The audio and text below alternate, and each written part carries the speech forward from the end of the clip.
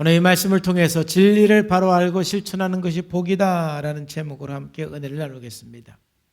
우리가 진리를 바로 아는 것이 매우 중요합니다. 우리가 성경을 바르게 해석하는 것, 그리고 성경을 바르게 아는 것은 우리의 삶에 매우 중요한 것이지요.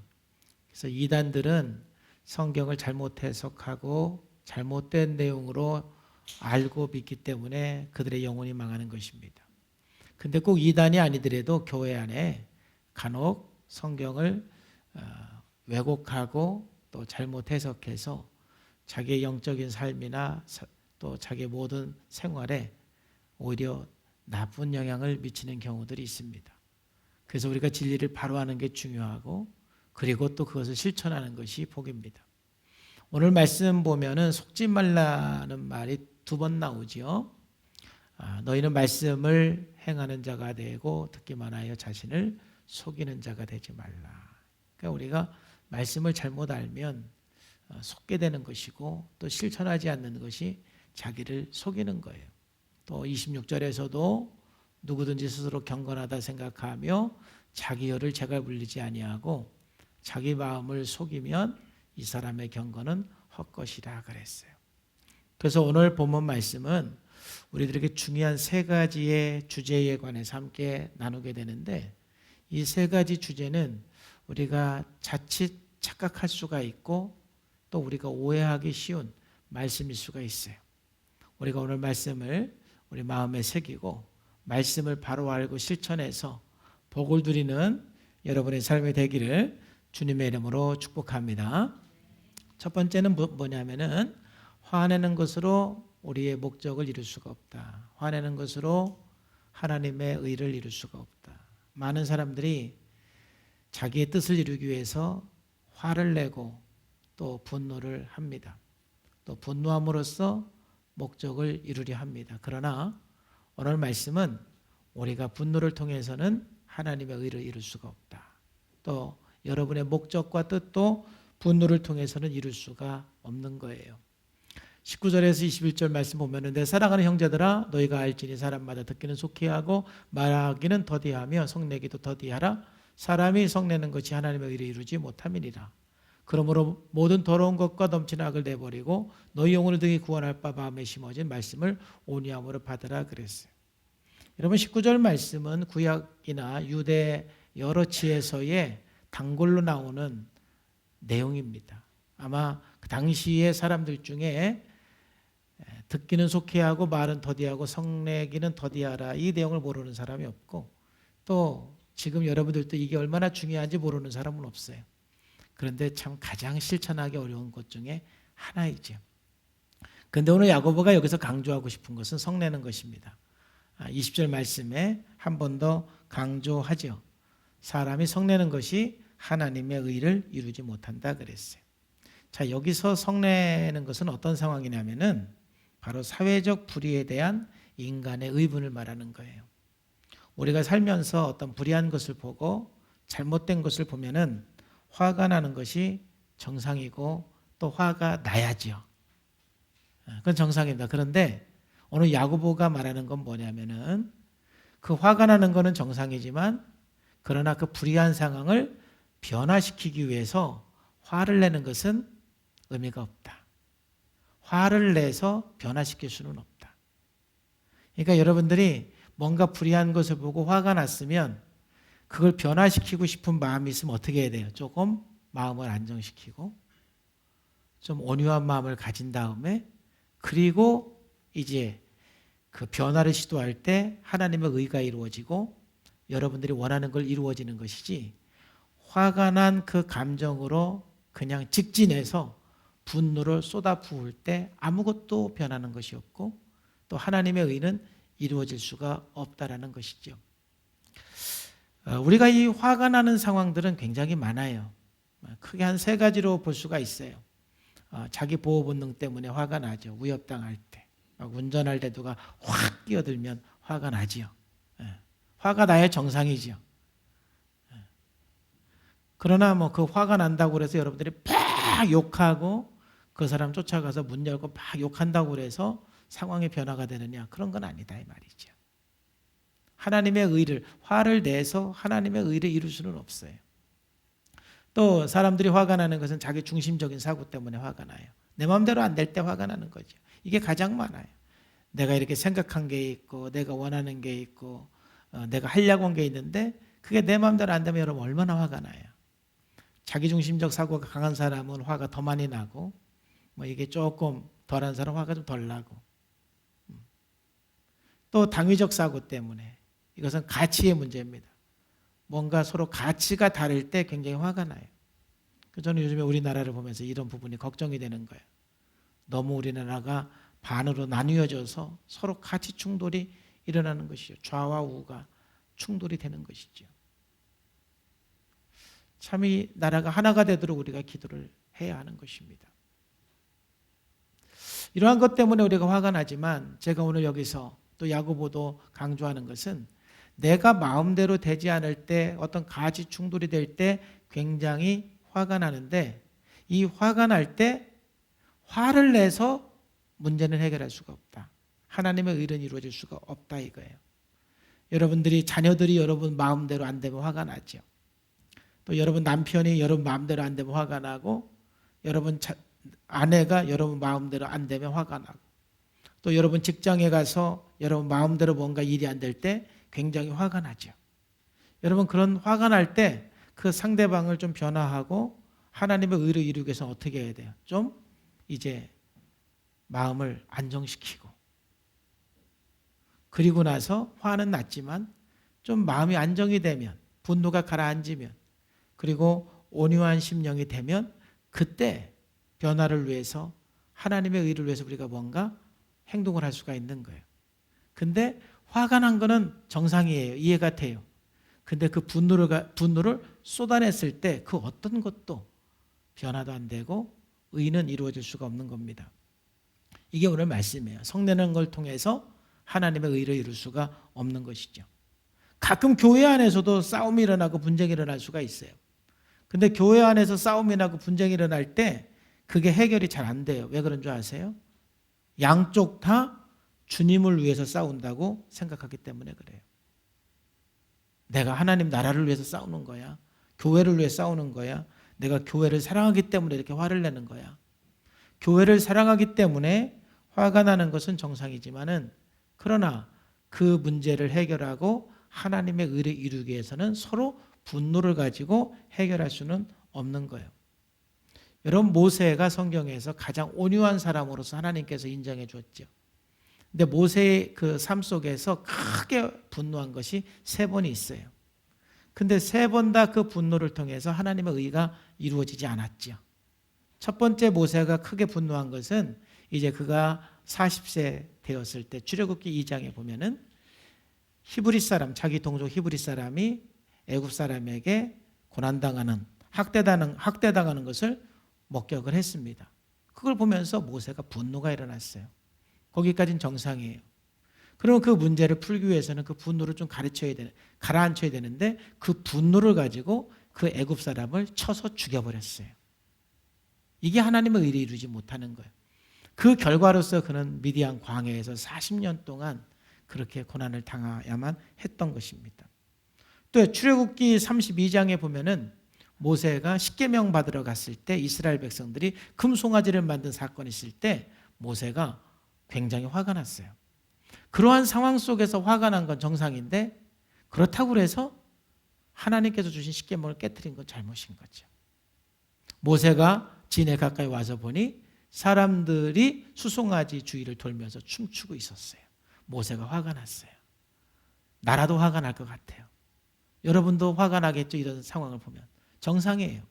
그런데 거기서 좀 이제 백성들에게 다가갈 때는 좀 그 화를 좀 가라앉히고 나가서 백성들을 진정시키고 그 문제를 해결해야 되지 않겠습니까? 그런데 화가 나가지고 손에 들고 있는 돌파 하나님께서 준 거잖아요. 십계명 얼마나 귀한 거예요. 근데 그것을 그냥 사나라로 막 팍 던져버려 갖고 깨트려 버렸어요. 이게 하나님의 의를 이루지 못하는 거예요. 대표적으로 민수기 20장에 또 모세가 굉장히 또 화를 내는 장면이 한 번 나와요. 그건 뭐냐면 이스라엘 백성들이 계속해서 모세에게 불평하고 원망을 했는데 이번 또 물이 없다고 더 이스라엘 백성들이 원망을 했어요. 이때 모세가 좀 화가 났어요. 이스라엘 백성들이 이제 물이 없다고 원망하니까 하나님 앞에 나갔죠. 그때 하나님께서 아론과 모세에게 이렇게 말씀했어요. 네가 지팡이를 가지고 내 형 아론과 함께 회중을 모으고 그들의 목전에서 너희는 반석에게 명령해서 물을 내라. 하나님께서 말씀하셨죠. 그리고 그러면 내가 그 반석에서 물을 내게 할 것이고 이 백성들을 마시게 할 것이다. 그러면은 모세는 가서 반석에게 명령을 하면 되는데 하나님의 이 말씀을 듣고도 모세는 백성들에게 대해서 너무 화가 나버렸어요. 그래서 10절 11절에 보면은 10절에 모세와 아론이 회중을 그 반석 앞에 모으고 모세가 그들에게 이르되 반역한 너희들이여 너희여 들으라 우리가 너희를 위하여 이 반석에서 뿌리를 내랴 하면서 막 화를 내는 거예요. 그렇잖아요.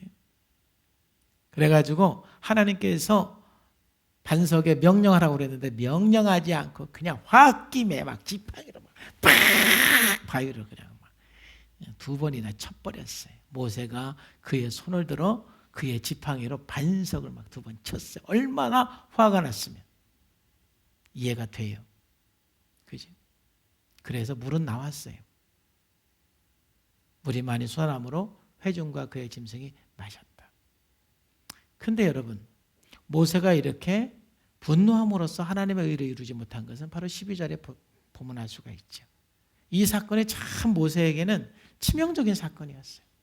하나님께서 모세에게 뭐라고 말씀하시냐면은 여호와께서 모세와 아론에게 이르시되 너희가 나를 믿지 않고 이스라엘 자손 목전에서 내 거룩함을 나타내지 아니한 거로. 그러니까 모세가 분노함으로 백성들에게 다가간 것을 하나님께서는 뭐라고 말씀하냐면은 나를 믿지 않은 거다. 그리고 나의 거룩함을 나타내지 않은 거다라고 하나님께서 말씀하세요. 그리고 그 결과로서 너희는 가나안 땅에 들어가지 못할 것이다. 이 엄청난 대가지불이 있는 것이죠. 그러니까 오늘 야고보가 말한 것처럼 우리가 이 여러 가지 불의한 상황을 보고 의분이 일어나고 분노가 나는 것은 정상이고 또 내 마음대로 안 될 때 분노가 나는 거 정상이에요. 뭔가 이 가치가 다를 때 화가 나고 분노가 일어나는 것은 매우 정상이지만은 그런데 거기서 뭔가 하나님의 의를 이루고 내가 원하는 목적을 이루기 위해서는 여러분 마음을 좀 가라앉히고 분노를 가라앉히고 그리고 그 문제를 해결할 때 하나님의 뜻이 이루어지는 거예요. 그렇기 때문에 여러분들이 아무리 누군가 잘못했을 때 그 사람을 고쳐주고 싶으면 여러분 화가 나 있는 상태에서 다가가면 안 돼요. 좀 마음을 가라앉히고. 갈라디아서 6장 1절 말씀해 보면은 형제들아 사람이 무슨 범죄한 일이 드러나거든 신령한 너희는 사람들에게 죄가 드러났을 때 내가 화가 나죠. 화가 나요. 그렇기 때문에 여기서 강조하는 건 뭐예요? 너희는 온유한 심령으로. 그러니까 온유한 심령으로 그러한 자를 바로잡아야 돼요. 분노한 마음으로는 하나님의 의를 이룰 수가 없다 이 말이지. 분노를 통해서는 우리의 뜻과 우리의 목적을 이룰 수가 없는 거예요. 화가 난 것은 정상이지만 여러분들이 그 목적을 이루기 위해서는 하나님의 의를 이루기 위해서는 온유한 심령이 되어야 돼요. 그래서 분노한 마음에서 온유한 심령으로 되었을 때 비로소 여러분 누군가를 바로잡아 줄 수가 있고 하나님의 의를 이룰 수가 있고 여러분들이 원하는 목적, 뜻을 이룰 수가 있는 거예요. 이걸 우리는 명심을 해야 돼요. 하나님의 의는 분노를 통해서는 이루어질 수가 없다. 온유한 심령으로 하나님의 의가 이루어지는 것입니다. 그렇기 때문에 오늘 야고보서 1장 21절 말씀에 보면은 그러므로 모든 더러운 것과 넘치는 악을 내어버려야 돼요. 여러분, 그래서 우리가 날마다 해야 되는 것은 우리들 안에 있는 분노 그리고 억울함, 피해의식 날마다 십자가 앞에 내려놓으셔야 돼요. 악을 내버리는 것은 우리가 12단계 기도를 통해서 십자가 앞에 내려놓는 거예요. 우리들은 너무너무 많은 억울함과 또 피해의식 그리고 여러 그냥 분노들이 쌓여서 어떤 사람들은 그냥 분노 덩어리들이에요. 우리가 화가 나는 건 아까 세 가지를 얘기했지만 실질적으로 심리적으로는 내 속에 분노가 있어서 분노가 일어나는 거예요. 그래서 그걸 내버려야 돼요. 십자가 앞에 내려놓으셔야 돼요. 순간순간 화가 나는 건 정상이지만, 그러나 우리가 십자가 앞에 날마다 내 안에 있는 억울함과 분노와 피해의식들을 내려놓을 때 우리는 분노가 일어나지만 그래도 금방 마음을 좀 안정시키고 온유한 마음으로 뭔가 문제를 해결해 나갈 수가 있는 거예요. 여러분 안에 있는 모든 분노 덩어리들 십자가 앞에 다 내려놓으시기를 주님의 이름으로 축복합니다. 그리고 마음에 심겨진 말씀을 온유함으로 받으라. 끊임없이 하나님의 말씀을 내 마음에 심어서 내 마음을 온유하게 돼야 돼요. 온유한 심령을 갖는 것이 승리하는 거예요. 온유한 사람이 이기는 것이고 온유한 사람이 승리하는 거예요. 한번 옆에 있는 사람에게 인사합시다. 화내면 지는 겁니다. 시작. 화내는 사람이 지는 거예요. 온유한 심령을 가진 사람이 이기는 거예요. 계속해서 하나님의 말씀을 통해서 온유한 심령을 가져야 돼요. 자, 여기에 대해서 제가 한번 간단하게 보너스로 이 뇌에 대해서 한번 여러분들에게 좀 설명을 드릴게요. 댄 시걸이라는 사람이 분노와 이 뇌의 기능에 대해서 우리들에게 잘 설명해 주고 있어요. 뇌를 연구해 보니까 이 발달 순서에 따라서 오래된 뇌와 새로운 뇌가 있다는 것을 발견을 했어요. 오래된 뇌는 뇌관이라고 그래서 파충류의 별명이. 이것은 본능적으로 충동적으로 우리를 행동하게 하고 감각하게 하는 거예요. 그러니까 이건 순간 본능적인 거예요. 여러분들이 어떤 야구공이 여러분들이 확 날라오면 확 피하죠. 그거 생각하면 이미 맞아요. 그러니까 이 뇌관은 생각보다 더 빠르게 본능적으로 충동적으로 팍 피하게 하는 거예요. 이러한 순간적으로 행동하게 하고 감각하게 하는 것. 이게 뇌관의 역할이에요. 근데 파충뇌죠. 특별히 그러니까 이것은 위험상황이 왔을 때 발동을 하겠죠. 그 다음에 이 오래된 뇌가 변형계라고, 이건 별명의 포유뇌예요. 생존을 위해서 분노와 공포, 어떤 통증에 반응하는 뇌가 이 변형계예요. 그래요. 여러분 한번 정글 속에 있는 동물들을 한번 생각해 보세요. 동물들이 평화로울 때는 서로 부둥켜 안고 막 놀고 그냥 평화롭게 지내다가 어떤 위험 신호가 오면은 팍 긴장하죠. 이때 바로 뇌관과 변형계가 작동하는 것이죠. 그러니까 여러분들에게 뭔가 누가 여러분들에게 위협을 가할 때, 또 여러분들에게 누가 비난을 할 때, 여러분들에게 누가 이렇게 피해를 준다고 할 때 확 여러분들에게 이 반응하는 뇌는 어떤 뇌냐? 바로 뇌관과 변형계, 오래된 뇌가 반응을 하는 거예요. 그래서 이 오래된 올드 브레인만 갖고 여러분들이 살면 여러분들이 그냥 동물하고 똑같은 거예요. 우리 인간도 이 뇌를 가지고 우리가 위험 신호에만 오면은 탁 방어 태세를 탁 갖습니다. 눈을 크게 뜹니다. 그리고 나도 한 방 날릴 태세를 딱 하고 있습니다. 도매범처럼, 사자처럼. 그런데 이제 조금 더 나중에 발달되는 뇌가 바로 이게 피질입니다. 바로 사고하고 논리적으로 또 여러 가지 언어, 협력을 할 수 있는 그런 것을 관장하고 명령하는 것이 피질이고, 그 다음에 전두엽, 자각하게 하는 것입니다. 여러분, 우리 사람은 전두엽과 피질이 있기 때문에 사람인 것입니다.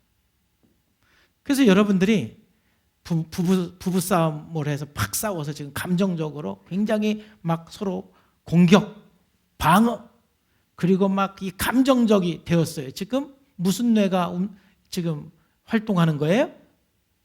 올드 브레인, 그죠? 파충뇌와 포유류. 그런데 그 상태가 3개월 유지되고 한 달 유지되고 막 1년 유지되면 돼요, 안 돼요? 그래서 동물처럼 사는 거예요. 인간이 돼야 돼요. 인간이 되려면 이 올드 브레인에서 뉴 브레인으로 가야 돼요. 댄 시걸은 사람이 올드 브레인에서 뉴 브레인으로 가는데 15분 정도 걸린다는 거예요. 그러니까 여러분들이 이제 위험한 일이 와서 확 이제 긴장이 되고 막 공포가 일어나고 분노도 일어나고 그러면서 몸을 막 부들부들 떨리고 이게 다 지금 뇌관 변형계가 지금 막 반응하는 거예요. 근데 그럴 때 여러분 빨리 방에 들어가서 가만히 앉아서 주님 바라보면 아무리 늦어도 15분 안에 피질로 넘어가요. 전두엽으로 넘어가요. 그래서 논리적으로 뭐 그 사람이 그래서 뭐 이렇게 했지. 또 이런 상황이 되니까 그랬겠지. 뭐 그럴 수도 있지. 하고 뭔가 좀 논리적으로 합리적으로 생각을 하면서 여러분들의 어떤 이렇게 흥분되고 막 분노하고 이런 감정이 확 가라앉아져요. 그렇기 때문에 여러분들이 뭔가 이렇게 위험 신호가 와서 확 흥분됐을 때 빨리 이 뇌의 기능을 올드 브레인에서 뉴 브레인으로 탁 갈 수 있도록 묵상하고 앉아서 주님 바라보고 좀 깊게 호흡도 하고 그래서 15분 안으로 빨리 이렇게 인간이 되시기를 주님의 이름으로 축복합니다. 그게 이제 동물 수준에서 인간 수준으로 가는 거예요. 근데 아까 말한 대로 어떤 사람은 그냥 동물로 3개월을 살아요. 아내하고 싸운 다음에 3개월 말도 안 하고 막 3개월 동안 그냥 쾅쾅 부두한다고. 어떤 사람은 10년 가. 그거 완전 동물이에요. 파충류와 포유뇌만 갖고 사는 거야. 인간이 돼야 돼요. 15분 만에 인간이 되시기를 바랍니다. 15분 만에. 그렇게만 돼도 여러분 성공하는 거예요. 근데 좀 더 우리가 영성이 발달되고 하나님 앞에 더 친밀한 사람은 15분이 아니에요. 제가 보니까 확 이렇게 위험 신호가 와도 하나님과 친밀한 사람은 그냥 순간 올드 브레인에서 뉴 브레인으로 순간 가버려요. 순간. 저는 여러분들이 그렇게 되기를 주님의 이름으로 축복합니다. 왜? 오늘 말씀에서 우리가 이 분노라는 것은 여러분의 목적을 이룰 수가 없어요. 하나님의 의를 이룰 수가 없는 거예요. 잠깐 뭐가 되는 것 같지만 결국 그것은 나에게 더 큰 아픔으로 다가올 수가 있어요. 그래서 끊임없이 우리가 분노가 일어날 때 그걸 내려놓으시고 좀 온유한 심령으로 갈 수 있도록 주님 바라보고 그것은 불가능한 게 아닌 것이 우리가 늘 주님 바라볼 때 우리의 뇌가 이 올드 브레인에서 뉴 브레인에 싹 넘어가면서 말씀이 생각나고 여러 가지 상황이 생각나면서 우리는 충분히 논리적으로 합리적으로 생각할 수가 있는 거예요. 그래서 하나님의 의를 이루어 가시기를 주님의 이름으로 축복합니다. 두 번째 오늘 말씀을 통해서 우리들에게 주시는 말씀은 말씀을 실천할 때 결국 우리들이 복을 받는다는 것이죠. 자, 많은 사람들이 오해하는 것은 무엇이냐면은 우리가 예수님 믿어서 말씀대로 사는 것이 참 부담스럽다 이렇게 생각하는 사람들이 있어요. 그래서 나는 예수님을 믿고는 싶은데 천천히 믿을 거야. 나중에 늙어서 믿을 거야. 지금은 내 마음대로 살고. 이런 사람들이 있어요. 이건 뭐냐면은 하나님 말씀에 대한 오해인 것입니다. 여러분 말씀은 그것을 실천한 만큼 우리들에게 놀라운 복이 임하는 거예요. 자, 먼저 오늘 말씀을 읽어보십시다. 22절 보면은 너희는 말씀을 행하는 자가 되고 듣기만 하여 자신을 속이는 자가 되지 말라 그랬어요. 여러분 말씀을 듣고 실천하지 않는 것은 자기를 속이는 거다 그랬어요. 말씀을 듣고 실천해야만 여러분 복이 있는 거예요. 여러분들이 설교를 듣고 나면은 은혜 받았다고 그러죠. 은혜 많이 받았어요. 오늘 많이 깨달았어요. 정말 오늘 너무 감동이었어요. 여러분 그러나 아무리 여러분들이 은혜 받았다고 말을 해도 실천하지 않으면 그게 여러분들의 은혜가 아직 아니에요. 언제 은혜냐? 이제 그게 여러분들에게 실천되었을 때 진짜 은혜인 거예요. 여기서 많은 사람들이 그러니까 오해하는 거예요. 뭘로? 내가 하나님 말씀을 들으면서 읽으면서 많이 은혜 받은 걸로 여러분들이 신앙이 좋다라고 착각을 하는 거예요. 그런데 진짜 신앙은 그 받은 은혜를 실천할 때 신앙이 좋은 거지, 은혜를 많이 받고 실천하지 않으면 아직 온전한 은혜가 아닌 거예요. 오늘 야고보는 그거는 자기를 속이는 거다 이것이죠. 누구든지 말씀을 듣고 행하지 아니하면 그는 거울로 자기 생긴 얼굴을 보는 사람과 같아서 제 자신을 보고 가서 그 모습이 어떠한 것을 곧 잊어버려. 여기서 은혜를 받고 나서 금방 잊어버려. 실천하지 않아요. 자기 자신을 속이는 것입니다. 여러분, 하나님 말씀을 듣고 실천할 때 우리들에게 복이 돼요. 자, 그럼 25절 말씀에 보면은 하나님 말씀을 우리가 듣고 실천할 때 우리들이 받는 복이 뭐냐? 두 가지가 나와요. 자유롭게 하는 온전한 율법을 들여다보고 있는 자는 듣고 잊어버리는 자가 아니요 실천하는 자니 이 사람은 그 행하는 일에 복을 받으리라. 첫 번째, 자유롭게 하는 온전한 율법. 누구에게 이 자유가 임하느냐? 실천하는 사람이다 이거죠. 첫 번째, 우리들이 말씀을 듣고 실천할 때 임하는 복은 뭐냐? 바로 자유를 누리는, 자유롭게 되는 복을 경험하게 되는 거예요. 우리는 말씀을 실천할 때 우리의 삶 가운데 자유를 경험하게 돼 있어요. 자유라는 것이 뭐냐? 여러분, 자유라는 것은 내 맘대로 다 하는 게 자유가 아닌 거예요. 진짜 자유는 뭐냐? 하나님께서 원하는 것을 할 수 있는 것이 그게 진짜 자유인 것입니다. 그렇기 때문에 여러분, 민주주의 국가에 사는 우리들은 자유를 잘 이해를 해야 되는데 훈련이 없는 자유는 없는 거예요. 철저하게 훈련하고 철저하게 연습하고 성장할 때 온전한 자유를 누릴 수가 있는 거예요. 예를 들면 여러분, 직장 다니는 사람이 나는 자유로운 영혼이야. 그렇게 늘 자기를 자랑하고 다녀. 나는 내가 하고 싶은 거 다 해. 나는 여행 가고 싶으면 언제든지 여행 갈 수 있어. 난 자유로운 사람이야. 그래서 직장 생활하면서요, 자기가 자유로운 영혼이라고 자랑하면서 뭐 여행 가고 싶다고 그래서 뭐 휴가 내고 막 여행 가요. 뭐 한두 번이면은 뭐 회사에서 이해를 해주겠지만 뭐 계속 반복해서 뭐 여행 가고 싶다고 휴가 달라고 그러고 뭐 한다고 또 휴가 달라고 그러고 그러면 나중에 어떻게 되겠어요? 결국 실직하게 돼요. 어떻게 계속 다니겠어요? 그러면 실직하게 되고, 그럼 어떻게 돼요? 돈이 없고, 그러면은 하고 싶은 걸 해요, 못해요? 못하잖아요. 결국 내 맘대로 해서 그게 자유가 아니고 그건 또 다른 어떠한 노예가 되는 거예요. 그러므로 참된 자유는 내가 어떤 원하는 것, 하나님께서 기뻐하는 것을 할 수 있는 게 자유예요. 이런 탁구를 치는 사람이 탁구에 대해서 자유하다 이 말은 뭐냐면은 수없는 연습을 통해서 내가 원하는 곳으로 탁구공을 보낼 수 있으면 그 사람은 탁구에 자유한 사람이에요. 근데 탁구에 자유하지 못한 사람은 내가 일리 보내려고 딱 했는데 공이 일리 가지. 초보자들. 이건 아직 탁구에 자유한 게 아닌데 내가 원하는 곳 보낼 수가 없어요. 자, 내가 피아노에 자유로운 사람은 내가 원하는 건반을 누를 수가 있는 게 피아노를 자유자재로 다룰 수 있는 사람이에요. 근데 저 같은 사람은 악보를 봐도 어디를 눌러야 되는지는 알아도 손이 안 가요. 연습을 안 했기 때문에 피아노 건반 위에서 내 손이 자유로울 수가 없는 거예요. 자유롭게 되기까지는 굉장한 연습이 필요하고 훈련이 필요한 거예요.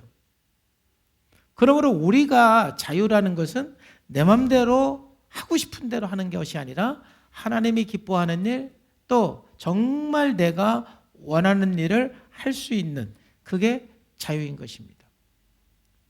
여러분, 아담과 하와가 에덴 동산에 살 때 하나님께서는 자유를 주셨어요. 그런데 어느 날 선악과를 보면서 본인이 자유가 침해됐다고 생각을 했겠죠. 사단이 그런 생각을 심어 주었어요. 야, 하나님께서 동산에 있는 모든 나무를 다 먹으라 하더냐? 질문을 함으로써 뭔가 자유가 침해당하는 것을 느끼게 하는 것이죠. 그래서 이제는 내 마음대로 살 거야. 내가 하고 싶은 대로 할 거야. 하고 선악과를 딱 먹는 순간 어떻게 돼요? 죄의 노예가 되는 거예요. 열등의식의 노예가 되고 상처의 노예가 되고 나쁜 습관의 노예가 되는 거예요. 여러분, 지금도 마귀는 우리들에게 그렇게 속삭이고 있어요. 네가 하고 싶은 대로 하는 게 자유야. 예수님 믿으면 불편한 게 많아. 하나님 뜻대로 사는 거는 불편한 거야. 왜 말씀대로 살아? 네 맘대로 살아야지. 네가 하고 싶은 대로 살아야지. 여러분, 그건 마귀가 주는 유혹이에요. 여러분, 그렇게 살아갈 때 우리들은 결국 죄의 노예가 되는 거예요. 사단의 노예가 되고 열등의식과 수많은 상처의 노예가 되는 거예요. 그러나 우리가 하나님 말씀을 실천하는 연습을 통해서 우리가 누리는 복은 참 자유를 누리는 거예요. 하나님께서 기뻐하는 일을 할 수 있는 그 자유를 경험하는 거예요. 자, 예를 들면은 한 가지만 예를 들면 성경에서 우리들에게 용서하라고 그랬죠. 여러분, 용서한다라는 것이 쉬운 일이 아니에요.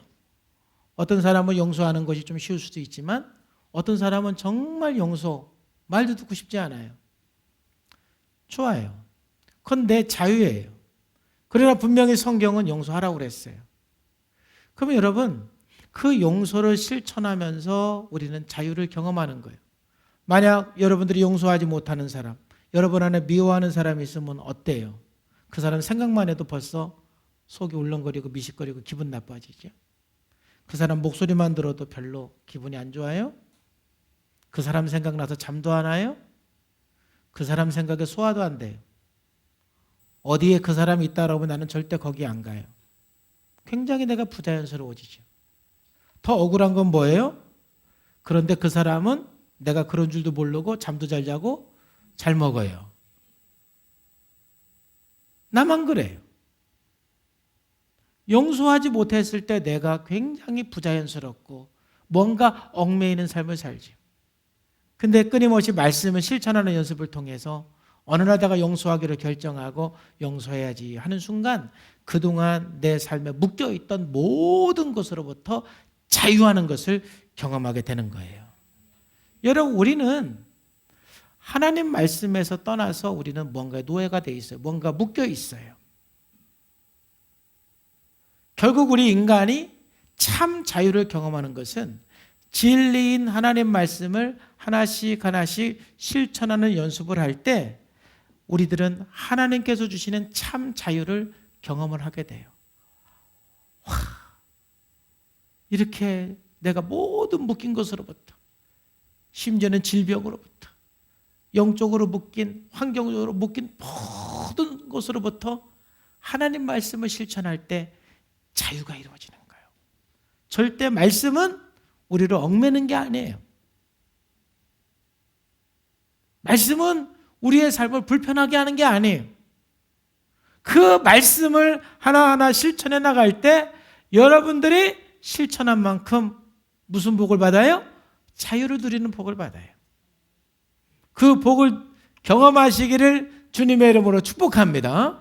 두 번째, 우리가 하나님 말씀을 실천할 때 받는 복이 뭐냐면은 천국의 기쁨을 경험하게 되는 거예요. 천국의 기쁨. 자, 다시 한번 25절 말씀을 읽어보면은 자유롭게 하는 온전한 율법을 들여다보고 있는 자는 듣고 잊어버리는 자가 아니고 실천하는 자예요. 실천하는 자가 자유를 경험해요. 두 번째, 이 사람은 그 행하는 일에 복을 받는다 그랬어요. 그 행하는 일에 복을 받는다. 근데 여기서 말하는 복이 뭐냐? 여기서 말하는 복은 마카리오스인데, 마카리오스. 그럼 마카리오스는 무슨 뜻이냐면은 하나님 나라에 참여해서 오는 특별한 즐거움을 나타낼 때 사용하는 단어가 마카리오스예요. 그러니까 내가 하나님 나라를 경험해서 오는 특별한 즐거움, 특별한 평안, 특별한 어떤 그런 기쁨, 이러한 축복을 말할 때 바로 마카리오스를 쓰는 거예요. 여러분, 우리가 하나님의 말씀을 실천할 때 우리들은 지금까지 경험해 보지 못했던 특별한 기쁨, 특별한 평안, 특별한 은혜들을 우리는 경험하게 되는 거예요. 이거는 말씀을 실천해 본 사람만 아는 거예요. 그러니까 하나님의 뜻대로 산다라는 것이 부담스러워요 말을 하면 참 야고보는 굉장히 답답해하고 웃을 거예요. 왜? 그 말씀대로 살 때 얼마나 천국을 맛보는 기쁨이 있고 얼마나 자유를 경험하는데 저렇게 그 말씀을 실천하는 것을 오히려 부담스럽다고 생각하니 얼마나 답답하겠어요. 저도 마찬가지예요.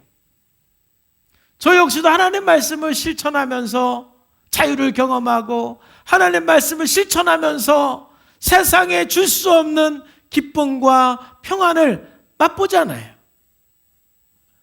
끊임없이 하나님의 말씀을 실천하는 삶을 통해서 우리는 이러한 천국을 경험하는 기쁨을 우리는 맛보게 되는 거예요. 그래서 시편 34편 8절 말씀에서도 너희는 여호와의 선하심을 뭐해서 알지어다? 맛보알지어다. 경험하는 거예요. 말씀을 하나하나 실천할 때 우리는 세상 사람들이 알지 못하는 놀라운 기쁨을 경험하게 되는 거예요. 진리의 말씀을 실천하는 것이 얼마나 큰 복인지 몰라요. 그러므로 저와 여러분들은 정말 매일매일 우리가 할 수 있는 만큼 하나님 말씀을 실천하는 훈련을 해야 돼요. 그럴 때 우리는 놀라운 경험을 하게 될 거예요. 그래서 우리는 성산교회 안에 목장에서 나눔을 강조하는 것이 오늘 여러분들이 이 대그룹에서 함께 예배드리고 말씀을 들었을 때 여러분들은 은혜 받아요. 근데 소그룹에서 나눔이 없다라면 여러분들 속기 쉬워요. 오늘 은혜 받았다. 오늘 목사님 말씀에 은혜 받았다. 그리고 뒤돌아서 실천으로 연결되지 않아요. 그럼 여러분 복이 없어요. 근데 목장 안에서 함께 나누면서 그걸 실천할 수 있도록 더 격려하고 서로 기도해주고 서로 이끌어주고 안 되면 다시 해보라고 또 격려하고 그러면서 이 목장 모임은 서로 은혜 받은 것을 나눔으로써 서로 실천을 격려하고 실천을 서로 기도하고 그게 바로 목장인 거예요. 그래서 저는 주일 예배만큼 중요한 게 목장을 중요하게 생각하는 것이 만약 주일 오전 예배만 있고 목장이 없다라면 제가 볼 때는 거의 절반 이상의 성도들은 속아요. 자기가 은혜 받고 신앙이 성장한 걸로. 근데 실천이 없어요. 목장으로 가야 돼요. 가서 은혜 받는 거서 나눠야 돼요. 그리고 결단한 걸 선포해야 돼요. 내가 이렇게 하기로 했어요. 이렇게 해볼 거예요. 하고 막 선포해야 돼요. 그리고 실패하더라도 한번 해보셔야 돼요. 그리고 다음 주일에 와서 성공한 것도 얘기하고 실패한 것도 얘기하면서 서로 박수도 쳐주고 막 기도도 하고 같이 손잡고 기도하고 그러면서 같이 실천을 할 때 여러분 하나님 말씀을 실천해서 받는 복을 누리는 거예요. 지식을 전달받는 것은 쉬워요. 그러나 그 실천하는 것이 어려운 거예요.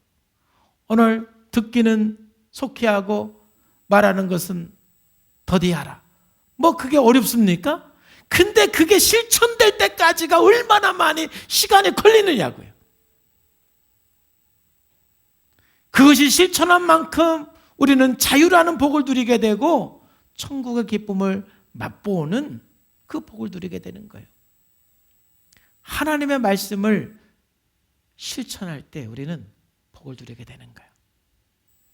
그런 복을 누리는 성산의 교회가 되기를 주님의 이름으로 축복합니다. 마지막으로 오늘 야고보는 경건에 대해서 바른 진리를 우리들에게 가르치고 있어요. 경건은 관계의 기초예요. 많은 사람들이 이 경건에 대한 오해가 막 기도 하루에 막 1시간씩 하고 2시간씩 하고 어떤 종교적인 것으로 우리가 경건을 생각을 해요. 물론 그런 종교적인 것도 우리 경건에 포함되지 않는 건 아니에요.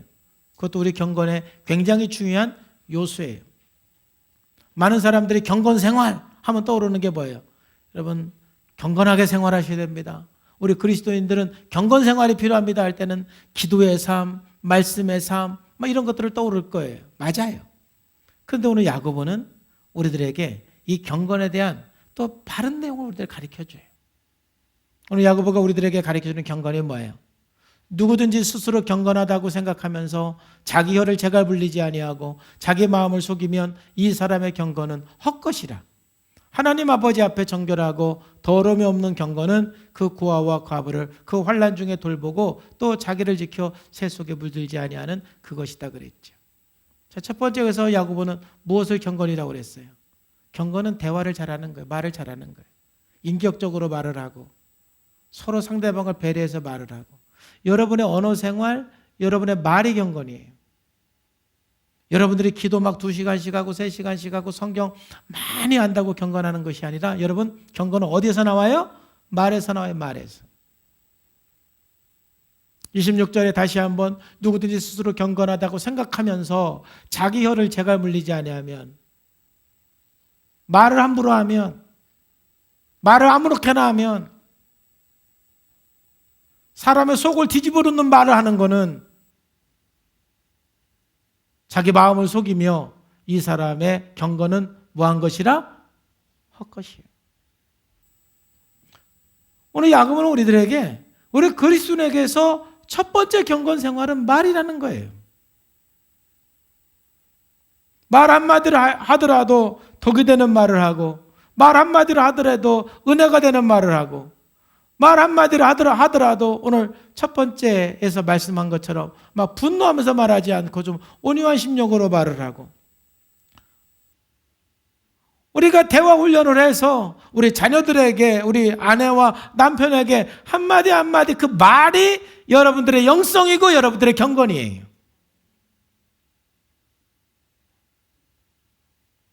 예수 믿으면서 말을 함부로 하면 안 돼요. 경건이 없는 거예요.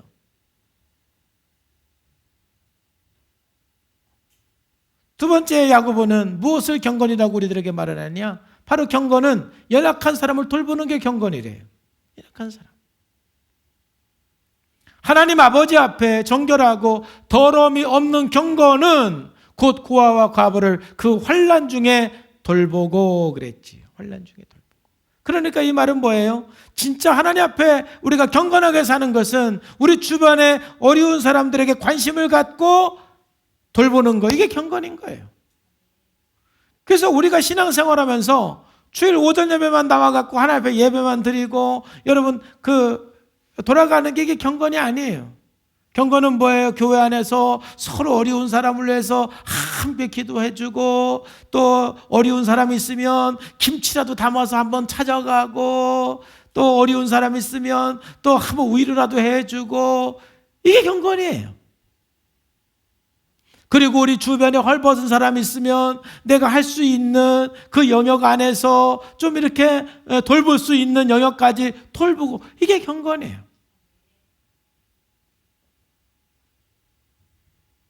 경건은 우리들의 삶이에요. 이타적인 삶.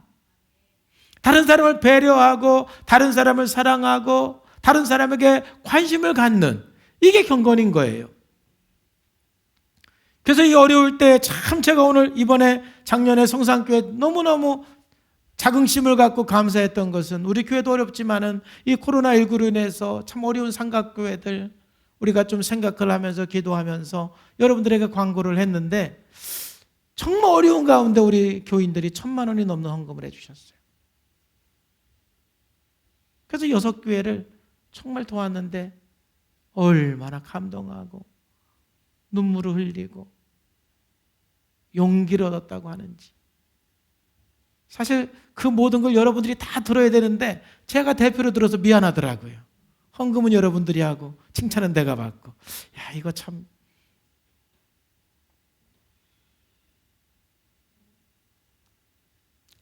너무너무 감사했어요. 그게 경건이에요. 같이 어렵지만 우리 서로 어려운 사람들을 생각하면서 서로 돌보고 기도해주고 위로해주고 여러분들이 해줄 수 있는 그만큼 해줄 수 있는 거. 그래서 또 강조하지만 목장이 중요한 거예요. 그래야만 뭔가 조금이라도 여러분들이 돌봐줄 수가 있어요. 우리 교인 얘기해서 좀 그렇지만 얼마 전에 제가 참 그 모습을 보면서 너무 아름다웠어요. 뭐냐면은 우리 여기 윤하연 집사님이 병원에 입원해서 수술하는 날 보니까 이름 잊어버렸네. 색스폰 윤경자매가 우리 윤하연 집사님 자녀를 데리고 6층에서 하루 종일 같이 놀아주더라고. 그게 경건이에요. 그게. 우리 목장 식구가 입원해서 수술하는데 그 아이를 누가 돌봐주느냐 이거야. 그러니까 목장 식구 중에 한 명이 그냥 하루 종일 그냥 아이 돌봐주면서 있는, 이게 경건인 거예요. 저는 우리 교회에서 서로 목장 안에서 그런 모습을 볼 때 너무 감동이 돼요. 야, 이게 교회다. 이게 참 경건이다. 근데 뭐 제가 한 분을 얘기했지만 그분만 그런 게 아니라 우리 교회 전체적인 분위기가 그래요. 서로 목장 안에서 무슨 일이 있으면 서로 관심을 갖고 기도해주고 도와주고 음식도 해다 주고 위로해주고, 이게 참 경건인 거예요. 경건에 대해서 우리가 오해를 하면 안 돼요. 세 번째 야고보가 말하는 경건은 뭐예요? 바로 경건은 새 속에서 자신을 지키는 것, 또 자신을 지켜 새 속에 물들지 아니하는 그것이니라 그랬잖아요. 바로 새 속에 물들지 않는다는 뜻이 뭐예요? 바로 이거는 바로 그리스도인들은 분명한 성경의 가치를 갖고 이 세상에 사는 거예요. 세상 사람들이 어떠한 가치를 갖고 살든 간에 우리 그리스도인들은 이 분명한 이 성경의 가치를 갖고 세상을 살아갈 때 우리가 세상에 물들지 않는 거예요. 여러분, 세상에 물드는 것은 성경의 우리 가치가 혼합되는 거예요. 세상의 가치와 성경의 가치는 다른 부분이 굉장히 많아요. 우리가 흔들리지 말아야 돼요. 어쩌면 우리 예배에 대해서도 세상에서 생각하는 예배의 가치와 우리 그리스도인들이 생각하는 예배의 가치는 다를 수밖에 없어요.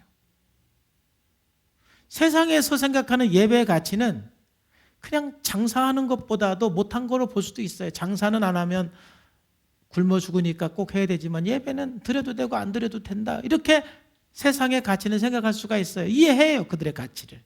왜? 예배를 모르니까. 그러나 우리는 예배에 대한 가치가 그 정도가 아니죠. 예배는 우리의 생명이죠.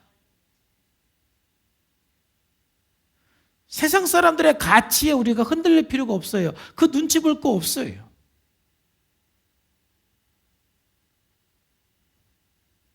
이 코로나19 때문에 우리가 철저하게 방역하고 조심해야 돼요.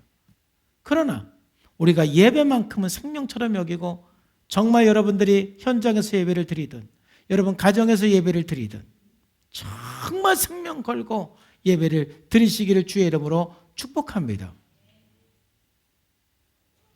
그리고 제가 권면하고 싶은 것은 요즘에 교회 갔냐고 물어보는 회사들이 얼마나 많아요. 그죠? 그거 눈치 본다고 교회 못 올 필요가 없어요. 뭐라고 대답하면 돼요? 지금 10%인데 우리 교회 딱 10% 예배 드렸고 나 10%로 드렸어. 문제 돼요? 안 돼요? 다음 주 20%예요. 너 교회 갔어? 안 갔어? 눈치 볼 게 뭐가 있어요? 20%잖아. 우리 교회 20%가 80명인데 지난주 우리 교회 70명 왔어. 나 예배 참석했어. 20%! 뭐가 문제예요? 왜 눈치를 봐요? 그 사람들이 여러분들 영혼 책임져 주나요?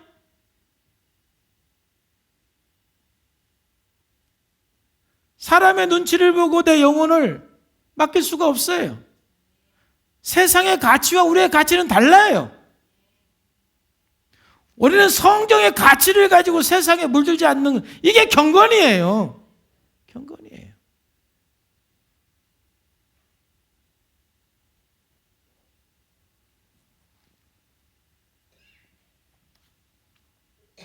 이것뿐만이 아니라 우리가 이 세상 속에 살면서 그리스도인으로서 분명히 붙들고 살아야 되는 가치들이 굉장히 많아요. 우리가 성경을 배우고 묵상하고 기도하면서 그 가치를 분명히 가지고 이 세상 속에서 그 가치를 견지할 때 우리는 정말 경건한 그리스도인이 되는 거예요. 오늘 야고보는 세 가지의 굉장히 중요한 주제들을 이야기하면서 어쩌면 이 세 가지 주제는 우리가 가끔 오해하고 착각하기 쉬운 주제예요. 그러나 오늘 분명하게 말하고 있어요.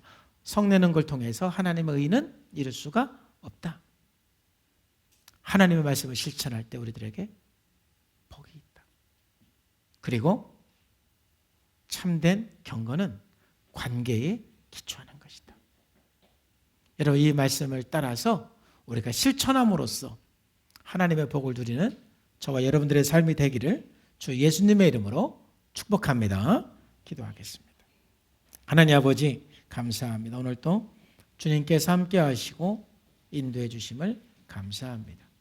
거룩하신 아버지 하나님, 우리가 이 땅에 살아가면서 참으로 순간순간 화가 나고 분노하는 일이 있지만, 그러나 우리가 마음을 하나님 앞에 내려놓고 온유한 마음으로 세상을 변화시키는 삶이 되게 해주시고, 하나님 정말 말씀을 실천함으로 자유의 복과 하나님 나라의 복을 누리는 우리의 삶이 되게 하여 주옵소서. 경건한 성산교회가 되게 하여 주옵소서. 예수님의 이름으로 감사하며 기도하옵나이다. 아멘.